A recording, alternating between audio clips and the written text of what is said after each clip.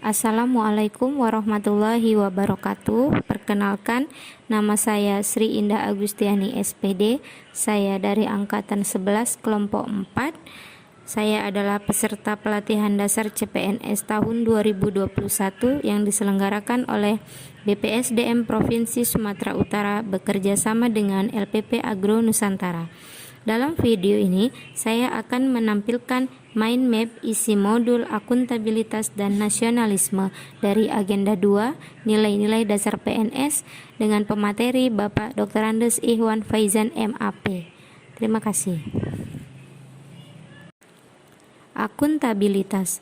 Hal-hal yang akan kita pelajari dalam akuntabilitas diantaranya konsep akuntabilitas, mekanisme akuntabilitas, akuntabilitas dalam konteks, dan menjadi PNS yang akuntabel.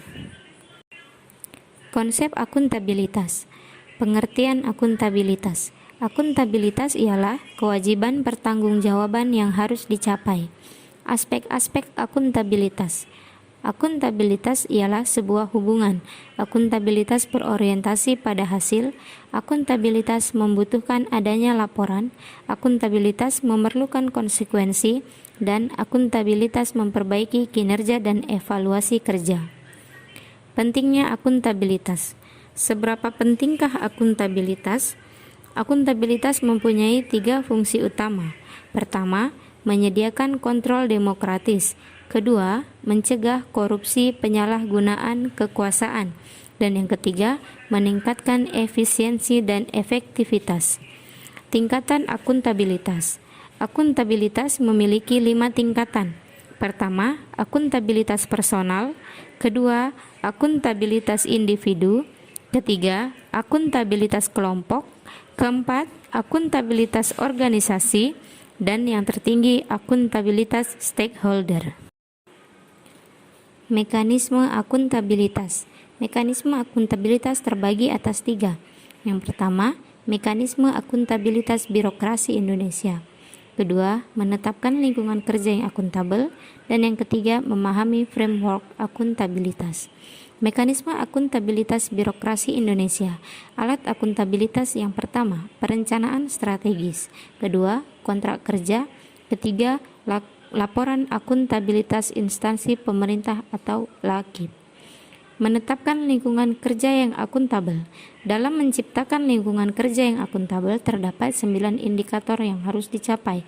Yang pertama, kepemimpinan, transparansi, integritas, tanggung jawab, keadilan, kepercayaan, keseimbangan, kejelasan, dan konsistensi. Memahami framework akuntabilitas. Langkah menciptakan framework akuntabilitas. Pertama, tentukan tujuan dan tanggung jawab. Kedua, rencanakan apa yang akan dilakukan untuk mencapai tujuan. Ketiga, lakukan implementasi monitoring kemajuan. Keempat, berikan laporan secara lengkap. Kelima, berikan evaluasi dan masukan perbaikan. Akuntabilitas dalam konteks. Terdapat beberapa kasus akuntabilitas dalam konteks yang umum terjadi, yaitu transparansi dan akses informasi, praktek kecurangan dan perilaku korup, penggunaan sumber daya milik negara, penyimpanan dan penggunaan data dan informasi pemerintah, dan konflik kepentingan.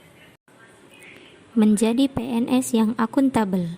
ASN sebagai profesi berlandaskan pada prinsip, nilai dasar, kode etik dan kode perilaku, komitmen, integritas moral dan tanggung jawab, kompetensi yang diperlukan sesuai dengan bidang tugas, kualifikasi akademik.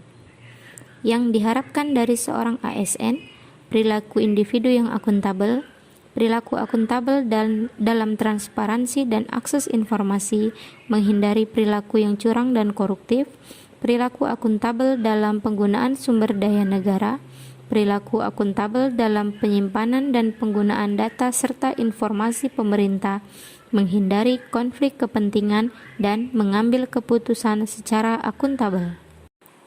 Nasionalisme. Ada 4 materi pokok yang akan dipelajari dalam nasionalisme.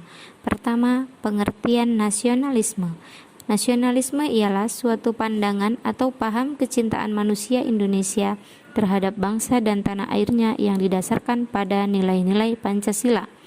Materi selanjutnya ialah nilai Pancasila dalam menumbuhkan nasionalisme. Ada 5 nilai yang terdapat dalam Pancasila. Yang pertama, nilai ketuhanan. 2. Nilai kemanusiaan. 3. Nilai persatuan. 4. Nilai permusyawaratan. 5. Nilai keadilan. Materi selanjutnya ialah peran aparatur sipil negara. Sekian video dari saya. Terima kasih.